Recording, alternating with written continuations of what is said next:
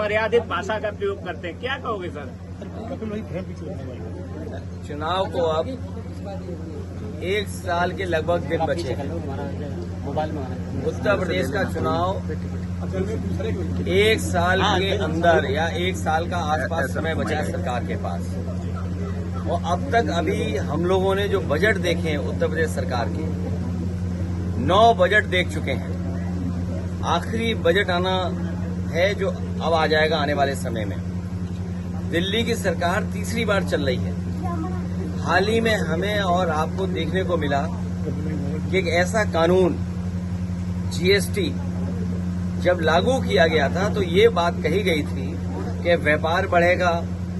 इस कानून के लागू होने से सरल व्यवस्था लागू होगी जिससे कि व्यापारी और कारोबारी अपना टैक्स दे पाएगा।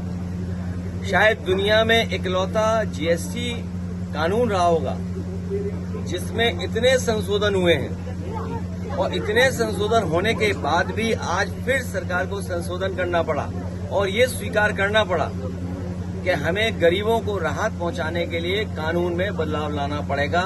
उसका जो स्लैब है वो बदलना पड़ेगा कृषि क्षेत्र में या जरूरत के सामान को लेकर के।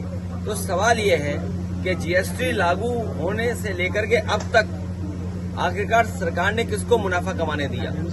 ये कौन लोग थे जो मुनाफा बेवजह कमा रहे थे? और याद रखना, कानून के और स्लैब के कम हो जाने से ये जो मुनाफा कमाने की जो आदत पड़ गई है वो मुनाफा कम नहीं होगा, महंगाई कम नहीं होगी। और दूसरी तरफ जो हमारा कारोबार बंद हो रहा है, अमेरिका ने जरूर टैरिफ लगाया है, हमारे कुछ काम पर कारोबार पर टैरिफ लगा दिया, लेकिन टैरिफ से ये लग रहा है कि भारतीय जनता पार्टी के नेताओं के मुंह पर भी टैरिफ लग गया है। आप उनसे सवाल नहीं पूछ सकते टैरिफ को लेकर के। हमारे भदोही का कारपेट, मुरादाबाद का ब्रास का एक्सपोर्ट, मेरठ का, सहारनपुर का, फिरोजाबाद का, तमाम जो एक्सपोर्ट होते थे अब पाबंदी लगने के बाद उनका नुकसान होना शुरू हो गया। उनका नुकसान होगा, कारीगर जो जुड़े उनका नुकसान होगा, अंततोगत्वा हमारी अर्थव्यवस्था का नुकसान होने जा रहा है। अमेरिका अगर अपनी अर्थव्यवस्था को बचा रहा है या अपनी अर्थव्यवस्था को मजबूत कर रहा है तो हमें भी ये सोचना चाहिए कि हम अपनी अर्थव्यवस्था को कैसे बेहतर करें। उसके लिए हमें फैसला लेना चाहिए। मेक इन इंडिया बर्बाद हो गया। स्वदेशी का नारा केवल मुंह से है, मन से नहीं है। ये बीजेपी के लोग स्वदेशी मुंह से